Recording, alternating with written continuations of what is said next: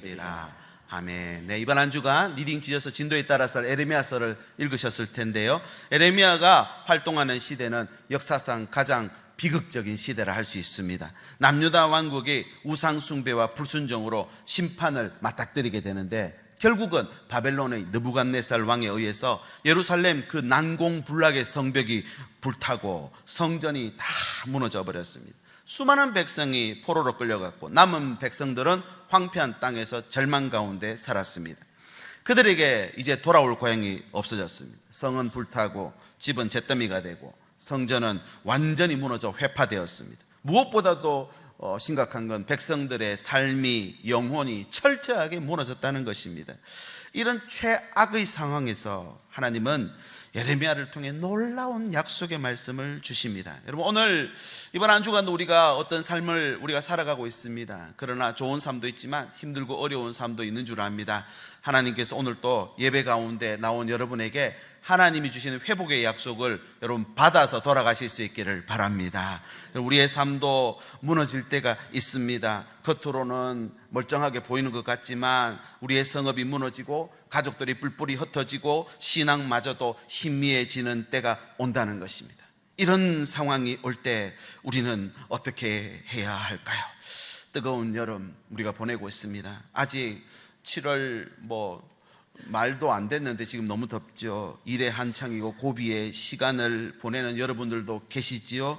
여러분, 오늘 이 말씀이 우리에게 힘이 되기를 바라고 위로의 말씀이 될 수 있기를 바랍니다. 다시 세우리라. 병든 몸을 이끌고 겨우 이 예배 자리에 나오신 우리 권사님에게도 다시 세우시며 은혜가 있기를 축복합니다.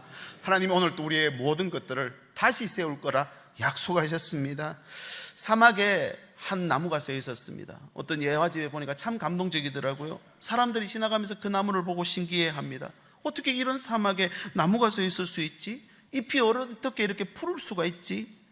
그때 한 사람이 외칩니다. 오아시스다. 근처에 오아시스가 있는 게 분명해. 그래서 찾아보니까 정말 얼마 안 가서 오아시스가 근처에 있는 거예요. 아니, 어떻게 이 나무는 오아시스에서 떨어져 있는데도 이렇게 살아남을 수 있었을까? 광활한 사막 한가운데도 살아남을 수 있었던 이유는 그 뿌리가 오아시스의 깊은 물줄기와 닿아 있었던 것입니다. 여러분, 광활한 사막을 지나는 중이십니까? 이해할 수 없는 고난과 어려움 앞에 서 계십니까? 다시 그 뿌리를 하나님께로 닿게 하실 수 있기를 바랍니다. 예배가 그런 것입니다. 우리의 신앙이, 우리의 믿음이 하나님께 다시 닿을 때 우린 다시 소생하게 되고 살아나게 되는 줄 믿습니다. 특별히 때로는 일이 잘 될 때도 있고요, 잘 풀려갈 때도 있는 것 같습니다. 그러나 꼭 기억하십시오. 그 뿌리가 하나님께 연결되어 있지 않으면 그 화려한 곳에서도, 그 모든 성공의 자리에서도 공허해지고 언젠가는 무너지고 평안을 뺏기게 된다는 사실 말입니다. 고린도후서 4장 18절에 우리가 주목해야 하는 것이 뭔지 보여줍니다. 보이는 것이 아니요 보이지 않는 것이니 보이는 것은 잠깐이요. 고린도후서 4장 18절 말씀 자막 띄워주시기 바랍니다. 네, 우리가 주목하는 것은 보이는 것이 아니요 보이지 않는 것이니 보이는 것은 잠깐이요 보이지 않는 것은 영원함이라 그랬습니다. 보이지 않는 뿌리가 있다는 거예요. 여러분, 뿌리가 어디에 닿아 있는가가 중요합니다. 나의 마음을, 나의 중심을 살아계신 하나님께 지금 연결하실 수 있기를 바랍니다. 오늘 이 말씀은 바벨론 포로에서 돌아올 것을 예언하는 소망의 말씀입니다. 이 말씀은 단순히 고향으로 다시 돌아오게 하는 것에 그치지 않고 하나님은 성벽을 다시 재건하고 도시를 복구하는 것을 넘어서 더 큰 계획을 갖고 이 바벨론 침공을 허락하신 것입니다. 우리 어린 자녀들 어릴 때 스케치북에 그림을 그리면 그림을 좀 잘못 그렸어요. 또 엉망이 됐어요. 그걸 다시 고치기보다는 새로운 스케치북에 새로 그리는 게 더 빠른 것이죠. 스케치를 지우고 다시 그림을 그리는 것처럼 하나님이 원하시는 건 단순히 국가 재건이나 경제 부흥이 아니었습니다. 이스라엘이 하나님의 도성으로, 하나님의 백성으로, 하나님의 언약으로 새롭게 되기를 원하셔서 다시 세우겠다 하신 것입니다. 무너진 것은 성벽만은 아닙니다. 백성이 무너지고 관계가 다 무너졌습니다. 이렇게 우리 삶이 무너질 때 하나님은 에레미야를 통해서 무엇을 세워야 할지를 말씀해 주십니다. 또 어떻게 세워야 할지도 가르쳐 주십니다. 여러분, 이제 오늘 이 세 가지 말씀을 가지고 오늘 우리의 삶을 다시 세울 수 있기를 바랍니다. 첫 번째는 뭐냐면 성읍을 세우는 것입니다. 성읍. 하나님이 먼저 성읍을 세우겠다 약속합니다. 성읍이 왜 중요한가? 왜 하나님이 성읍부터 세우셔야 하는가? 성읍은 단순한 도시가 아닙니다. 성읍은 이스라엘에게 삶의 터전입니다. 성읍은 사람들을 한데 모으고 서로 관계를 맺으며 살아가는 공간입니다. 그러나 바벨론의 침공으로 이 성읍이 다 무너졌다고 했죠. 성읍이 무너졌다는 것은 백성들의 삶이 흩어져 버렸고 관계가 끊어졌다. 모든 것이 아무것이 없는 것처럼 되어버렸다는 것입니다. 이걸 하나님이 다시 세우겠다고 약속합니다. 18절 앞부분입니다. 여호와께서 말씀하시니라. 보라, 내가 야곱의 장막의 포로들을 돌아오게 할 것이고 그 거처들의 사랑을 베풀 것이다. 야곱 장막의 포로들은 바벨론에게 끌려간 모든 사람들을 말합니다. 그리고 사랑을 베푼다라고 하는 이 단어의 어원을 찾아가 보면 부모가 자녀를 사랑하는 것처럼 자비와 긍휼을 베푼다는 것입니다. 조건적이 아닙니다. 무조건적으로 그들을 돌아오게 하겠다는 부모의 마음을 표현하고 있습니다. 그리고 18절 하반절, 성읍은 그 폐허가 된 언덕 위에 건축될 것이요 그 보루는 규정에 따라 사람이 살게 되리라. 폐허가 된 언덕 위에 건축된다는 건 재건을 말합니다. 다시 그 위에다가 규정을 따라 사람이 살게 한다는 말은 하나님의 법과 질서 위에 세우겠다는 것입니다. 하나님이 성읍을 세우겠다는 것은 물리적 도시의 복구가 아니라 하나님의 통치와 임재를 회복시키겠다는 말이죠. 이스라엘의 성읍은 그런 곳이었습니다. 하나님의 임재가 있는, 하나님 만나는 공간, 그리고 그 하나님 주신 꿈과 비전을 나누는 신앙의 중심지였죠. 이 성읍은 하나님의 백성의 삶과 직결되는 곳이었습니다. 그런데 이 성읍이 무너졌다고 했잖아요. 여러분, 환난과 어려움이 오면 우리의 성읍도 무너지게 됩니다. 삶의 기반이 무너지고 터전이 황폐화됩니다. 집이 옮겨지고 막 가족들이 뿔뿔이 흩어진 경험 여러분 하신 분도 있는지 모르겠습니다. 이 바벨론 침략으로 무너진 것은 단순히 성벽과 건물이 아닙니다.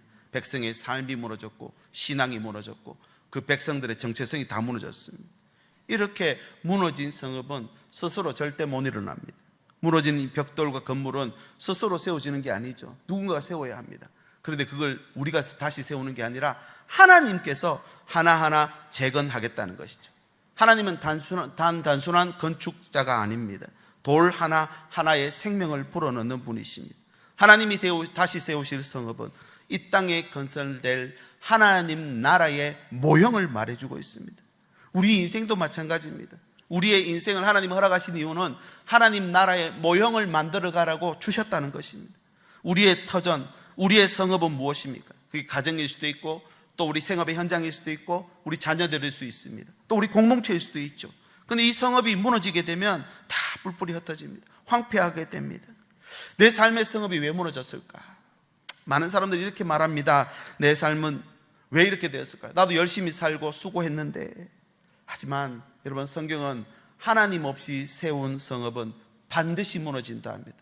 시편 127편 1절 같이 읽어볼까요? 시작. 여호와께서 집을 아니하시면 세우는 자의 수고가 헛되며 여호와께서 성을 지키지 아니하시면 파수꾼의 깨어있음이 헛되도다. 성읍이 무너지는 이유는 외부의 공격이 있어서가 아니라 하나님 없는 삶의 결과라는 것입니다. 성읍이 그렇게 무너졌다고 그냥 방치하면 안 된다는 거죠. 하나님이 세울 수 있도록 우리의 삶을 다시 드리는 것입니다.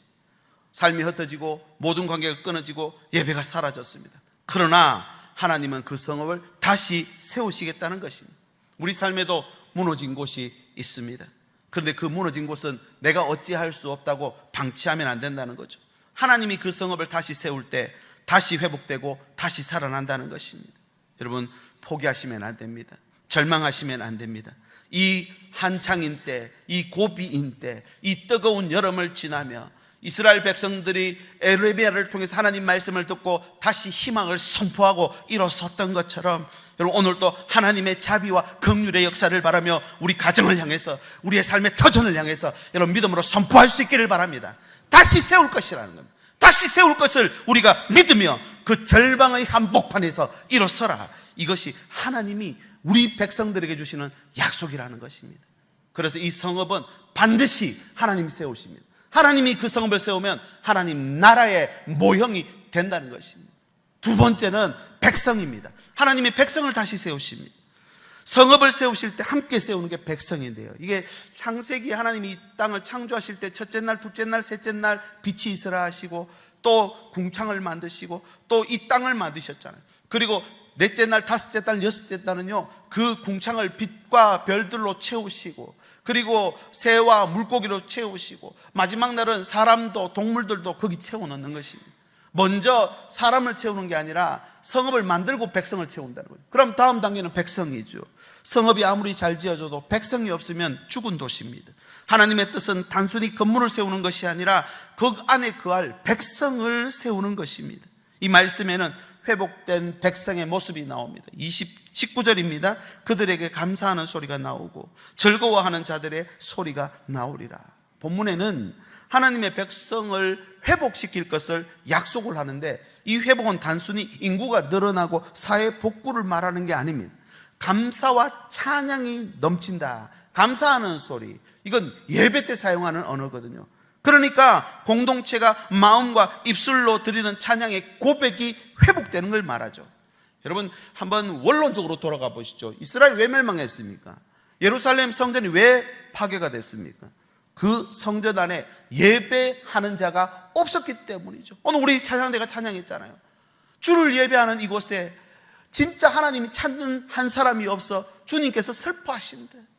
그 사람이 없어지면 결국은 그 성전의 존재는 사라지는 것입니다. 성전은 있지만 하나님을 진심으로 예배하고 경배하는 자들이 없을 때 하나님의 임재가 떠나고 결국은 그 성전은 바벨론 군대에 의해 무너지고 말았다는 것입니다. 여러분 예배 없는 인생은 껍데기일 뿐입니다. 예배하는 백성이 사라질 때 그 성전의 존재 이유는 사라지는 것이죠. 하나님과의 관계가 단절되면 공동체는 흩어지게 되고요, 그리고 멸망의 수순을 밟게 될 수밖에 없는 것입니다.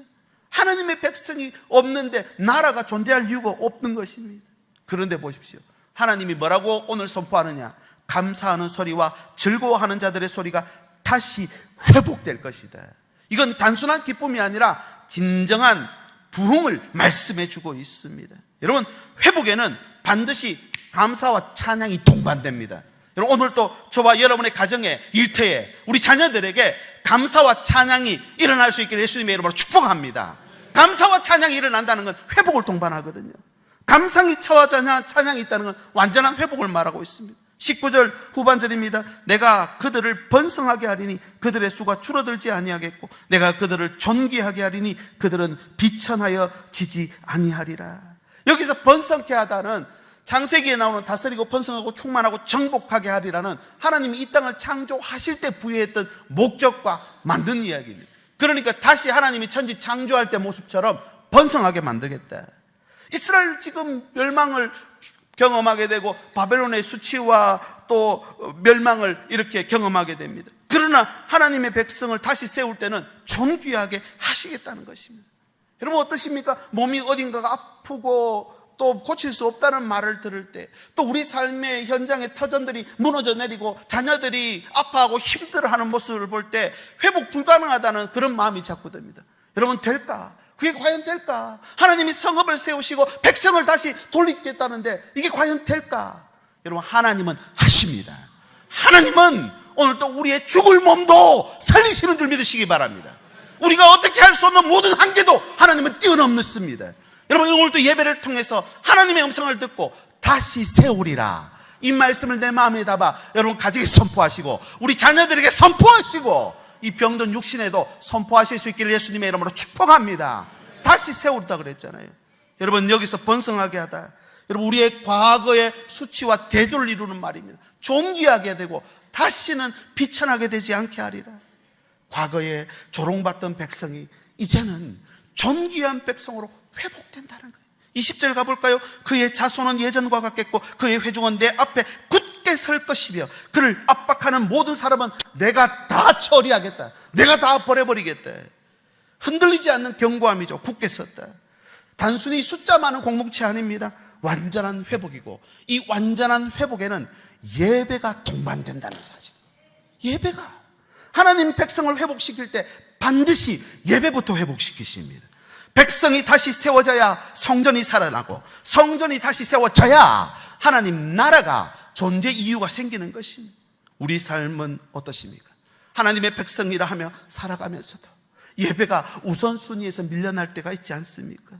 우리 가정은 어떻습니까? 무너지고, 관계가 내가 원하는 건 아닌데 깨어지고 아파하고 그렇게 떠나갑니다.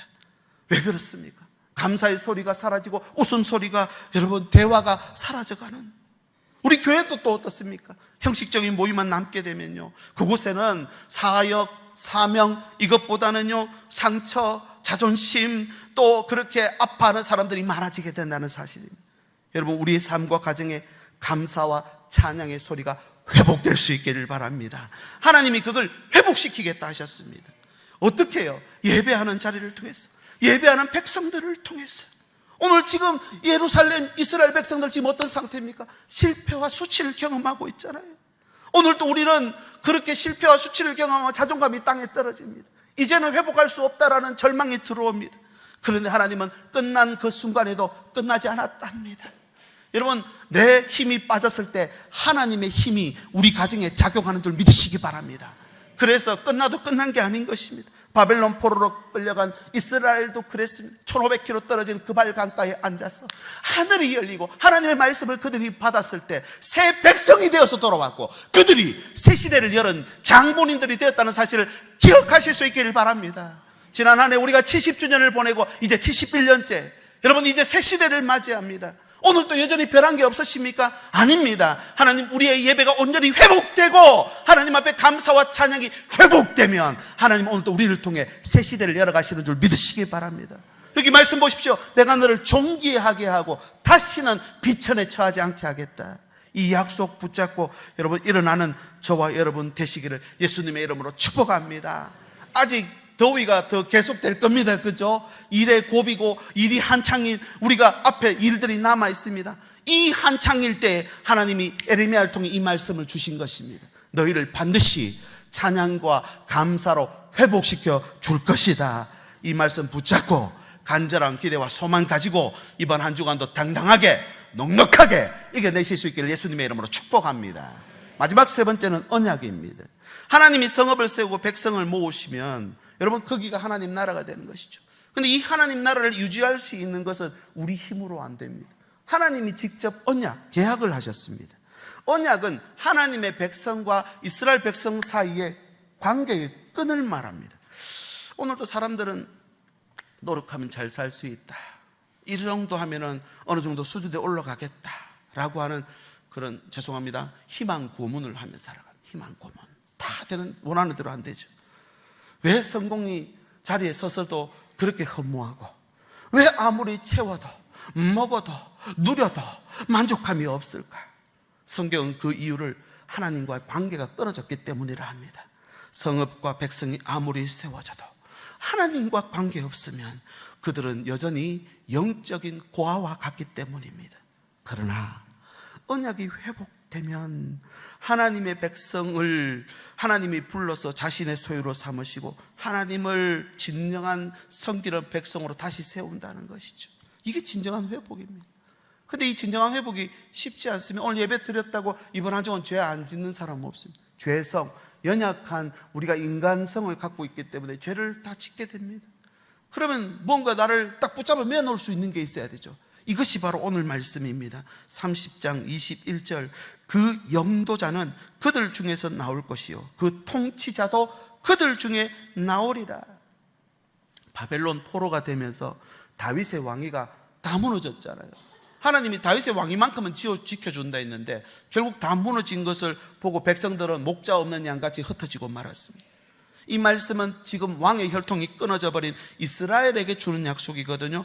다시 왕의 통치자를 세워주겠다는 거죠. 21절 가볼까요? 내가 그를 가까이 오게 하리니 그가 내게 가까이 오리라. 여러분, 이건 단순한 말씀이 아니라 굉장히 무게가 있고 의미 있는 말씀이에요. 왜냐하면요, 이 가까이 온다는 건 이스라엘 백성들에게는 굉장히 중요한 일입니다. 성막에 그들이 가도 성소에 들어갈 사람은 따로 정해져 있고요, 성소에 들어가도 지성소, 하나님 직접 만나는 그 장소는 대제사장이 1년에 한 번 들어가요.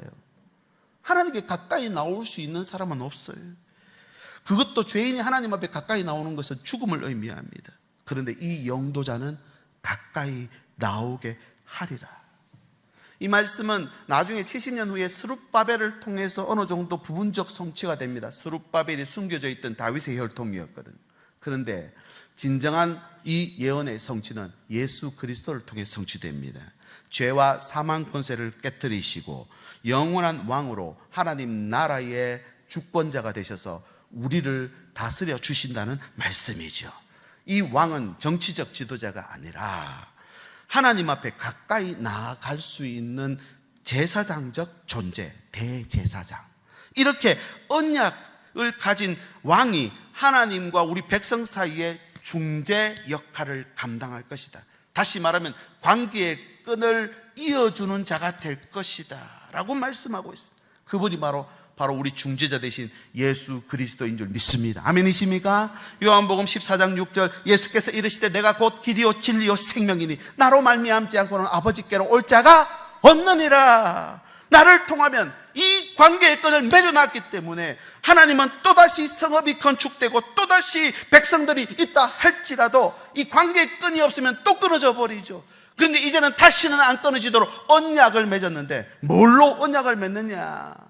바로 이 새로 오실 중재자를 통해 언약을 맺는다는 것이. 이렇게 언약이 맺어지면 22절 같이 한번 읽어볼까요? 22절 시작. 너희는 내 백성이 되겠고 나는 너희들의 하나님이 되리라. 여러분, 이 말씀은 굉장히 중요한 말씀입니다. 이 성경 전체를 관통하는 공식과도 말씀입니다. 이 말씀을 대입하면 모든 말씀이 다 풀어지게 되어 있어요. 성경이 리딩 지저스, 예수 그리스도를 통해 풀어지고 해석되는 이유는 예수 그리스도가 키포인트예요. 예수 그리스도가 입력이 되면요, 이 말씀들은 다 풀어지게 되어 있습니다. 에레미야 새 언약, 이 말씀은요 구속사 전체에서 결정적 의미를 가집니다.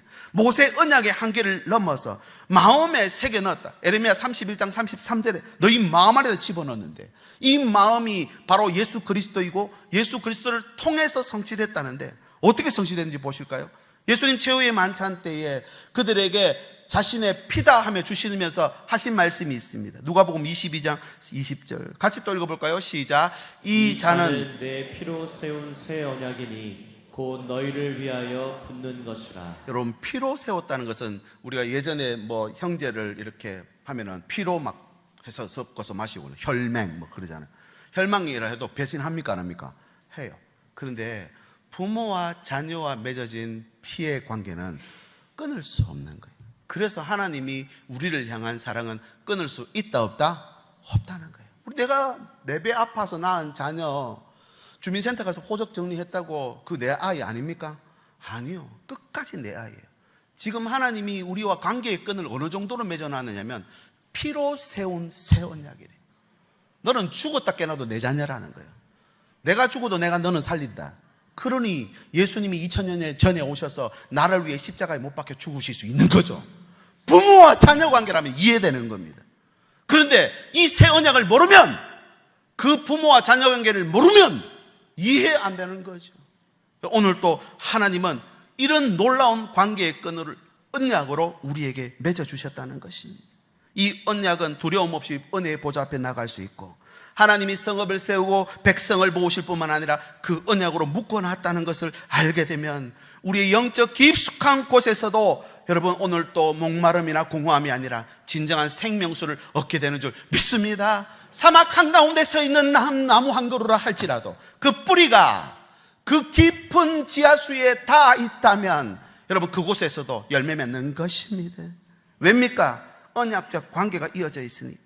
이 언약이 내 삶의 중심이 되면 내 몸이 아무리 무너지고 아무리 사랑하는 사람이 떠나간다 할지라도 하나님은 너를 다시 세우리라.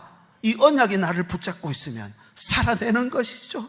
마지막까지 주님 나라를 이루며 살아가실 수 있기를 진심으로 소망합니다.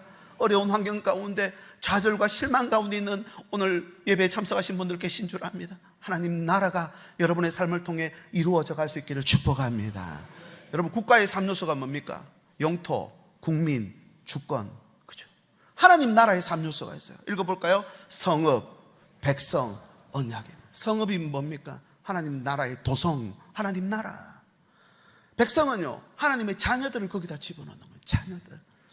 그리고 약속, 예수 그리스도의 그 보혈의 피로 우리하고 묶어놔 버려야 돼. 그래서 나의 성읍은 온전한가? 여러분 한번 돌아보십시오. 내 삶의 터전이 무너질 때 여러분 거기에 하나님 나라가 세워지도록 기대하고 소망해야 돼요. 두 번째, 하나님 백성인가? 여러분, 사상 사람들 아니라 하나님 백성이 그곳에 들어가는 것입니다. 세 번째, 나에게 주신 언약은 뭔가? 나를 묶어주는 약속이 있어야 돼요. 아무리 삶의 형편이 어렵고 힘들어도 나를 묶어주는 언약, 주님 주신 약속이 있으면 여러분 당당하게 걸어갈 수 있는 줄 믿습니다. 그 약속 주시면 하나님 다시 이렇게 말씀하셨습니다. 22절 다시 보실까요? 너희는 내 백성이 되겠고 나는 너희들의 하나님이 되리라. 요한계시록 마지막에도 지금 그 이야기 하세요. 처음 시작하면서도 나는 네 하나님이고 너희는 내 백성이 돼. 이 언약의 관계는 끊어지지 않습니다. 여러분, 오늘도 이 언약 안에 살아가실 수 있기를 예수님의 이름으로 축복합니다. 이제 말씀을 맺습니다. 얼마나 여러분 하나님 나라를 기대하고 소망하십니까? 성경은 창세기부터 요한계시록까지 하나님 나라, 하늘과 땅, 그리고 새 생명, 하나님 주시는 영생 계속 이야기하는데, 우리는 삶의 어려움, 형편 가운데 처하게 되니까 몸이 아프고 갑자기 한계에 처하니까 포기하고 절망하게 되는 것입니다. 근데 하나님은 처음부터 끝까지 다시 세우겠다, 다시 세우겠다. 병든 몸도, 우리의 모든 무너진 삶의 터전도 하나님이 내가 책임지고 세운다. 이건 약속이다. 뭘로 맺어놨다고요? 내 피로 세운 새 언약이다 그랬잖아요. 그런데 우리는 안 된다, 못한다, 어쩔 수 없다, 그렇게 절망하지 말라는 것입니다. 여러분, 오늘 또 우리의 육체가, 환경이 무너질 때가 있습니다. 여러분, 그때 꼭 기억하십시오. 하나님이 이 성읍의 주인 되시면 친히 세우십니다. 하나님 우리 가정의 주인 되시길 바라고, 하나님이 여러분의 삶의 주인이 되시길 바라고, 여러분이 기도하는 우리 자녀들이 하나님이 주인 되셔서 인도하시고 세워가실 수 있기를 축복합니다. 그리고 하나님이 오늘 또 이 예배, 하나님이 주시는 자녀로서의 이 예배가 온전히 회복되면 감사와 찬양이 터져 나오는 것이죠. 그리고 하나님 주신 언약이 있으면 어떤 상황과 환경에 있더라도 이겨내는 것입니다. 여러분, 이 시간 한번 같이 기도하고 이 찬양 부르면 좋겠습니다. 주님 나라가 임하십니다. 지난주 말씀드렸죠. 주님 나라가 시작됐는데 우리는 아직 거기 있으면 안 됩니다. 주님 나라는 어떤 나라입니까? 죽음에서 날 살리실 거라는 거예요. 저런 자를 걷게 만드시고, 눈먼 자를 보게 만드시고, 포로된 자를 자유케 만드시고, 이것이 주님 나라라고, 하나님 내가 반드시 이 나라를 세울 거라 하는데 우리는 아직도 마음을 닫고 내 앞에 있는 형편과 처지 때문에 아파하고 힘들어하고 원망하고 불평하고 그렇게 살지 말라는 거예요.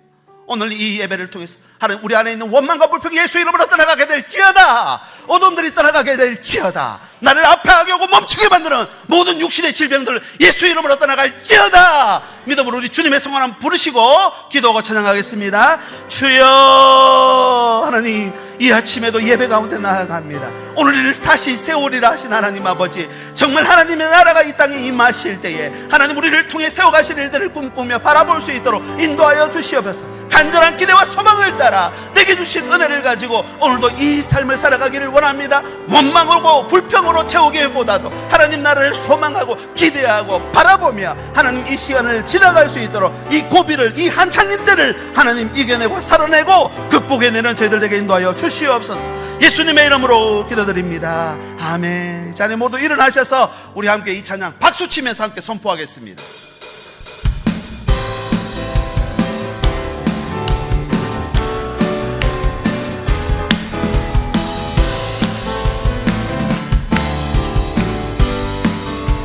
주님의 영광, 주님의 영광 나타나셨네.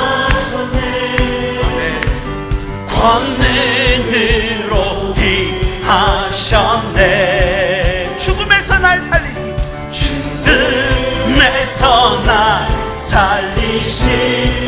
성령 놀라우신 주. 한 번 더 선포합시다. 주님의 나라, 주님의 영광, 주님의 영광 나타나셨네. 영광 임하셨네. 아멘. 죽음에서 날 살리신 주 성령 놀라우신 주. 우리 목소리 높여서 할렐루야 할렐루야. 주의 나라가 할렐루야 주 임하소서.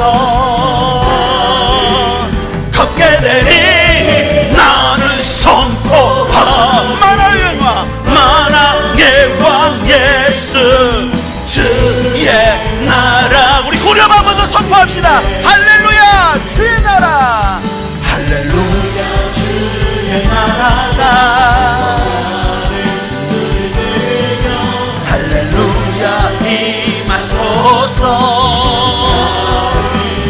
걷게 되니 나를 선포하니 만왕의 왕 예수 주의 나라. 우리 한 번 더. 나는 선포하니 만왕의 왕. 나는 우리 가정에도 우리 일터에도 우리 자녀들에게도 주의 나라 임하시네. 우리를 다시 세우시는 주님께 다시 한 박수로 영광 돌립니다. 할렐루야. 하나님 다시 세우실 것을 믿습니다. 예배를 통해서 다시 한번 일어섭니다. 절망과 좌절이 아니라, 원망과 불평이 아니라 하나님이 하실 일을 기대하며 이 성경의 말씀 붙잡고 언약으로 내 모든 삶의 무게와 아픔들을 묶어서 하나님을 따라가는 한 주간의 삶이 될 수 있도록 인도하여 주시옵소서. 일의 한창인 때, 고비인 때를 지내고 있는 우리 가족들이 있습니다. 우리 주의 백성들, 주님께서 찾아가셔서 저들을 일일이 품 안에 품어주시고 주의 날개 아래 보호하여 주시옵시고 저들의 마음과 생각을 지키고 고치고 인도하여 주시옵소서. 모든 것이 하나님께 있음을 고백하며 예물드립니다. 주의 은금, 감사헌금, 선교헌금, 목적헌금, 소득의 11조를 드리는 손길들을 기억하여 주셔서 오늘도 예배를 통해 찬양과 감사가 끊어지지 않게 하시고 오늘도 우리 삶에 무너졌던 삶을 회복하기 위해 오늘도 드리는 모든 삶과 정성을 받으셔서 하나님 우리 삶 속에서도 30배, 60배, 100배 열매 맺을 수 있도록 역사하여 주시옵소서. 이제는 우리 삶에 무너진 성읍과 모든 관계와 영혼을 세우실 예수 그리스도의 은혜와 우리를 존귀한 백성 삼으시고 버리지 않고 부르시는 하나님의 무한하신 사랑하심과 예배와 찬양이 회복된 공동체로 일으키실 성령 하나님의 감동 감화 교통하시고 역사하심이 우리 삶의 터전 위에도 하나님 나라가 임하기를 소망하며 버릴 수 있는 주의 백성들 위해, 저들의 가정과 일터와 자녀들 위해 이제부터 영원토록 함께 계실지어다. 아멘. 감사합니다 주님.